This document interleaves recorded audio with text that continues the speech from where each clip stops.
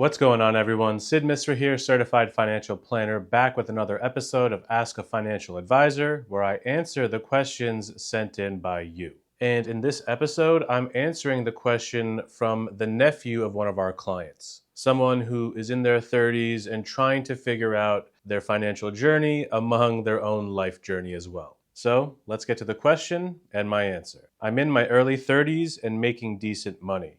I want to make sure I'm setting myself up for success later on in life. How much should I be saving and investing to do this? This is a very common question that we get and we see not just in the young age group, but across age groups as well. How much should we be putting away and putting to work to really get us to our goals and to get us to where we want to be? And I'm going to break this answer up into two parts. The first part is for the older people that are watching this, closer to retirement. This question may be a little bit easier for you to answer because you have an understanding of what your expenses are right now and the kind of lifestyle you want to be living in retirement. You have that understanding of what it costs to be you every single month and every single year. And that starting out point is going to allow you to work backwards to figure out what number you need to reach. How big of a nest egg do you need to live your ideal retirement?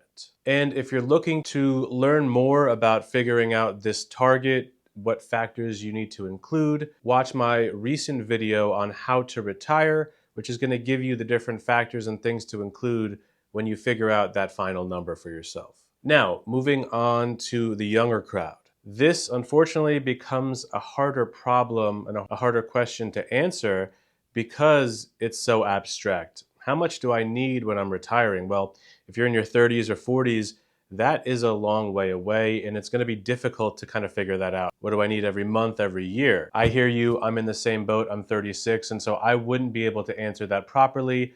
I don't, have kids yet. I don't have a house to pay for.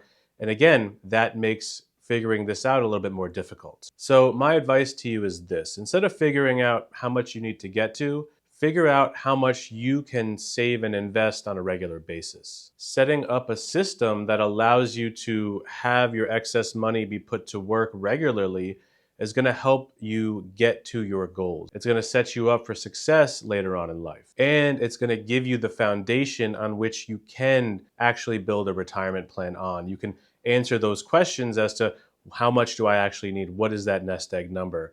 But doing this right now is going to build that foundation. And this automated system, the minimum amount that you're going to put away every single month, every single year, should happen on a consistent basis. Every single month, every single paycheck. Similarly to your 401k or retirement plan at work, you need to be doing that with your overall finances as well, not just the company retirement plan. But Sid, what about the number? How much should I actually be putting away? What percentage should I be doing of my income? So two ways to look at it. I think starting out, let's look at how much you can manage cash flow wise, right? Start with this method first and then move on to the more advanced one. And this is going to get you used to making regular contributions every paycheck, every month, twice a month, whatever it may be. So start with what you can handle. How much extra cash flow do you have every month after all of your expenses are accounted for and you've accounted also for entertainment and fun stuff as well?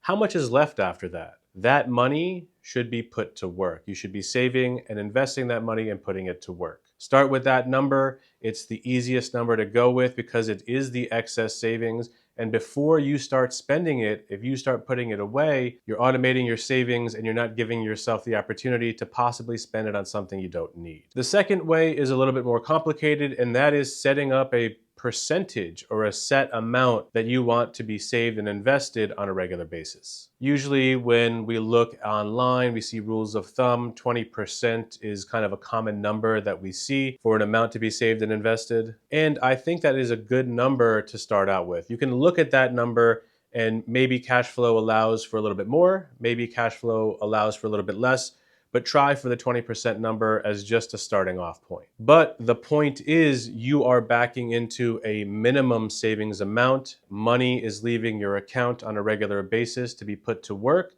before you have the opportunity to spend it. Doing this allows you to save and invest without worrying if you're doing enough. You have a set percentage going in on a regular basis, and it also allows you to spend without feeling guilty about it. The leftover money is yours to be used as you see fit, and you can spend it how you want to because you know you have a minimum amount being saved and invested, being put to work for you and your future self. Now, these numbers are not set in stone. They can absolutely change, and they should change as life happens. If cash flow becomes tight because something in life happens, you should pull back and try to protect a little bit more of your cash flow to make sure that you can meet your daily obligations. If you have a big pay raise, if you have a bonus, if your income goes up, make sure that that percentage is reflected in those new numbers. Increase it if possible. It's very easy to let lifestyle creep come in and take more of our income, right? We find ways to spend that money. But if we can be good about putting that away and increasing that every single time we have a pay bump or a bonus or increase in income, we know we're putting more of our money to work and we don't have to feel guilty about spending the rest. And I'm going to leave you with one last point here. It's important to note that if you save and invest nothing right now, and if you choose to spend your money on your lifestyle, there will come a point where eventually you will have to change your lifestyle to try to support yourself on whatever little you have. So the question then becomes, do I want to change and manage my lifestyle now?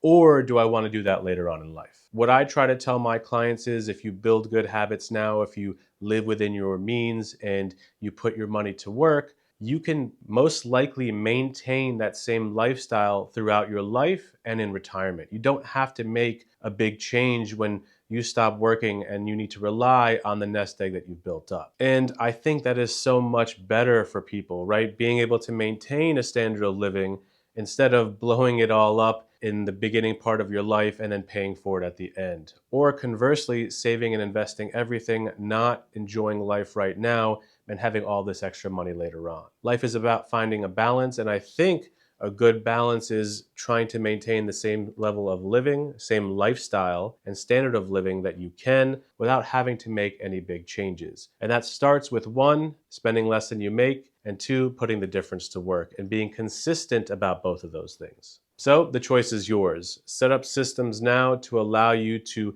enjoy your life right now and also in the future, or forego the future and enjoy life right now. But again, the choice is yours every single day. Thank you for tuning in to another episode of Ask a Financial Advisor. I really appreciate it. If you like this video, please give me a like, and also don't forget to subscribe to the channel so you don't miss out on any future educational videos. Thank you so much. Take care. I'll see you soon.